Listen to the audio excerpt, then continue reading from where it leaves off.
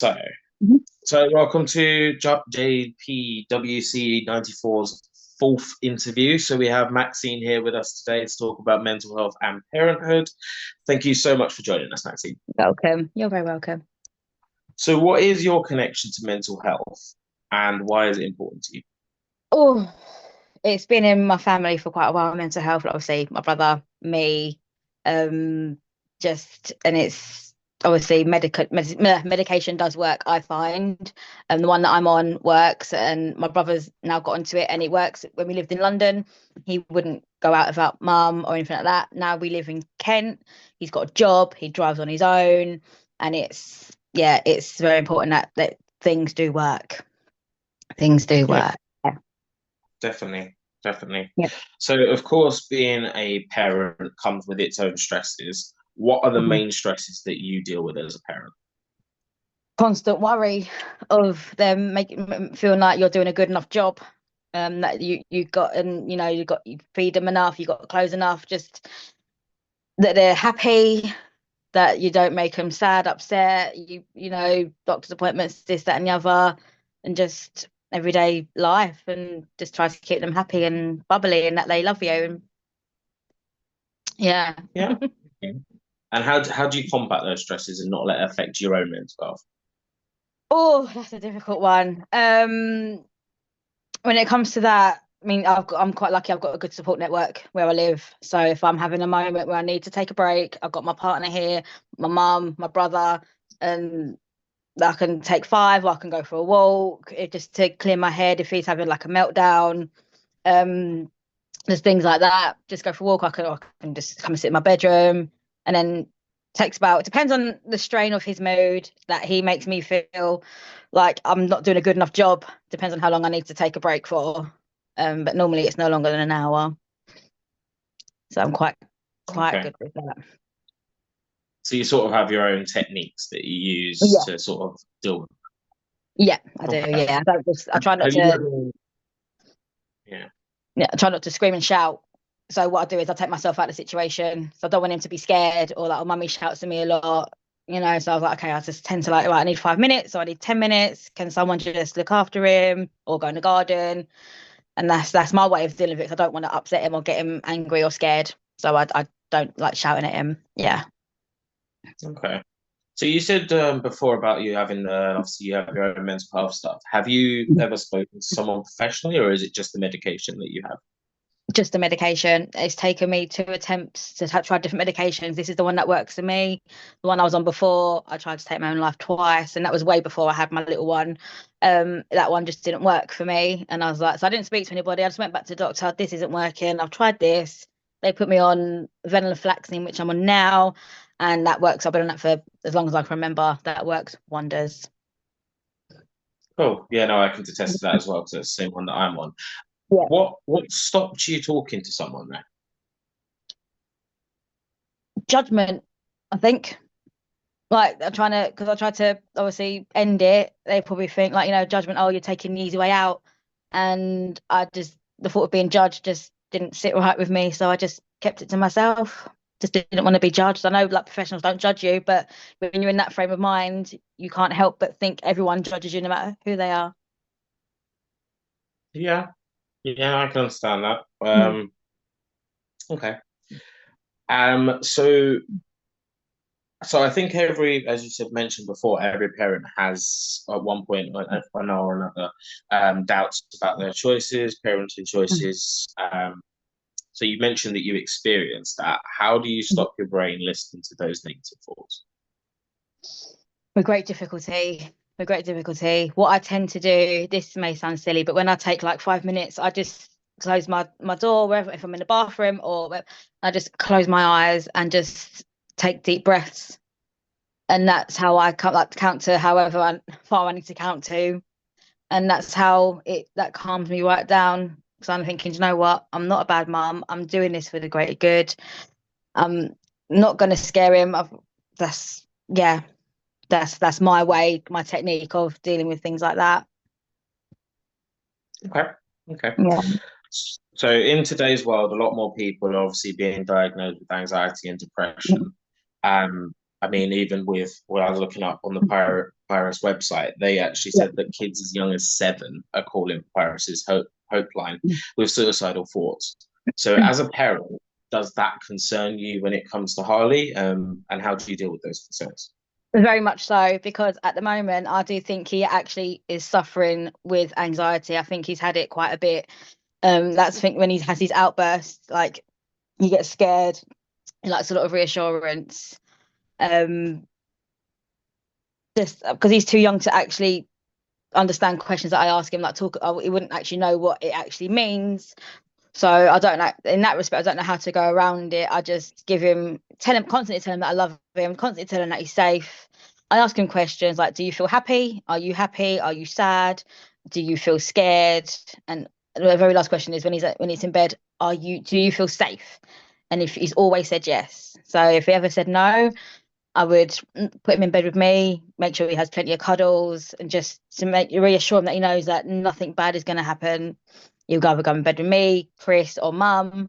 He's in the middle of me and my partner sometimes, and we just both just cuddle him so he knows that he's safe and there's nothing bad is going to happen.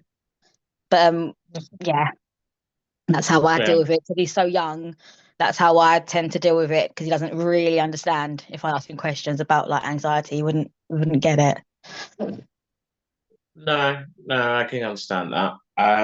Well, when I was talking to Ranjit in our Mm, last who's in our last interview, who's actually a therapist, he was saying about, I mean, he's got it was a 4-year-old, he said, and he was saying that he's actually very open and honest about mental health with it. mm, So it may help Harley if you think that he is sort of having that anxiety, maybe to talk about your own mental health with him. Obviously, there's mm. only so much you can talk to him about because he won't understand a lot of it. Yeah, exactly. Um, 100%. Yeah, of course.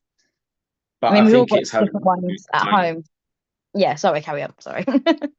yeah, I think it's just about having that dialogue though, that so Mm. they know that what you're going through, um, and then they will know that they can open up to you because you will understand. Yeah. I mean, my brother, like Chris can do that because he's had his own like mental health as well. So like maybe it's something that we can try as a household. Like my partner's has suffered with mental health. Do you know what I mean? I think the only person here is mum that hasn't.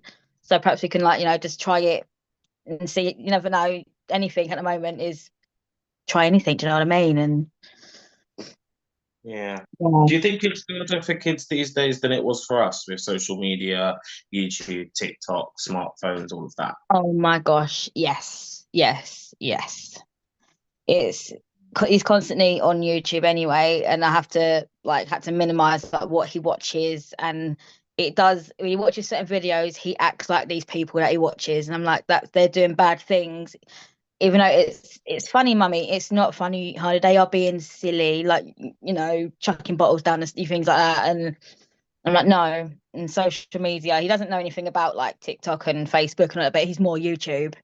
And so I've had to cut that actual YouTube off my phone and just have YouTube Kids on there.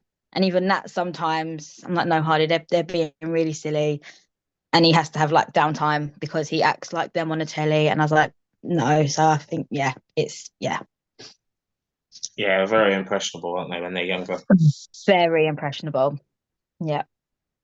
Okay. So, what advice would you give to the younger version of yourself? Oh,